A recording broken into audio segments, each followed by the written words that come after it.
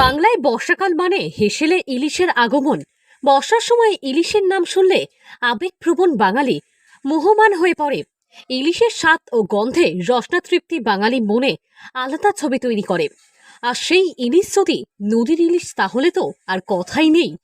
ওপার বাংলায় ইলিশ মানে পদ্মার ইলিশ, আর এপার বাংলায় ইলিশ মানে বিখ্যাত ছিল কোলাঘাটে রূপনারায়ণ নদের ইলিশ। এর স্বাদ ও গন্ধ এখনও কোলাঘাটবাসী সহ বিভিন্ন এলাকার মানুষের মনে স্মৃতির হিল্লোল তোলে। কিন্তু বর্তমান সময়ে পাওয়া যাচ্ছে কি কোলাঘাটের ইলিশ? কি বলেছেন, ওপার বাংলার ইলিশ মানেই পদ্মা, আর এপার বাংলার ইলিশ মানেই কিন্তু কোলাঘাট।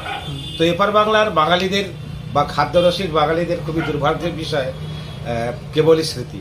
এখন আর ইলিশ দেখা যায় না। তবু বেশ কিছু নৌকা তারা ইলিশের সন্ধানে ঘুরে বেড়ায়। এখনই সেটা মরশুম। এই নদী দেখছেন, এই নদীতে একটু গভীরে গেলে পরেই বহু নৌকা বিচরণ করছে, জাল ফেলাচ্ছে, কিন্তু দিনান্তে তারা হতাশ হয়ে ফিরে আসে। বহু মানুষ এবং আমিও বাজারে থলে নিয়ে দুই বেলায় উঁকি মারি যদি পাওয়া যায়। রূপনারায়ণের ইলিশ স্বাদে এবং গন্ধে যা জুড়ি মেলা ভার। একসময় সিনেমা থেকে সাহিত্য সবেই কোলাঘাটের রূপনারায়ণের ইলিশের কথা উল্লেখ রয়েছে।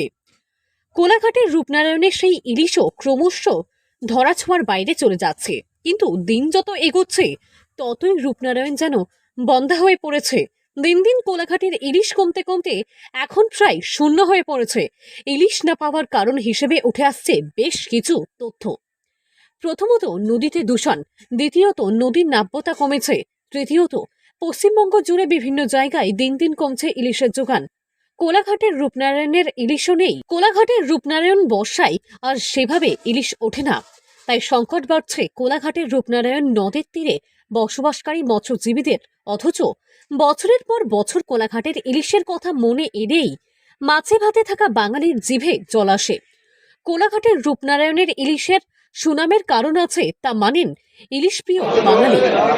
কারণ কোলাঘাটের ইলিশের স্বাদ দীঘার ইলিশের কিছুটা হলেও আলাদা।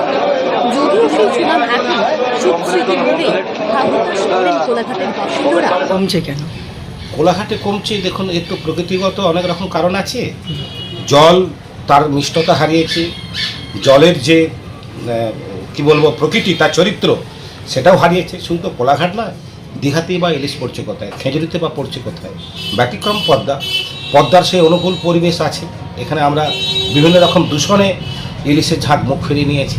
এটা তো বিজ্ঞানসম্মত কারণ আছে। পরিবেশগত কারণে দিন দিন পূর্ব মেদিনীপুরের বিভিন্ন নদ নদীতে ইলিশ মাছের যোগান কমেছে।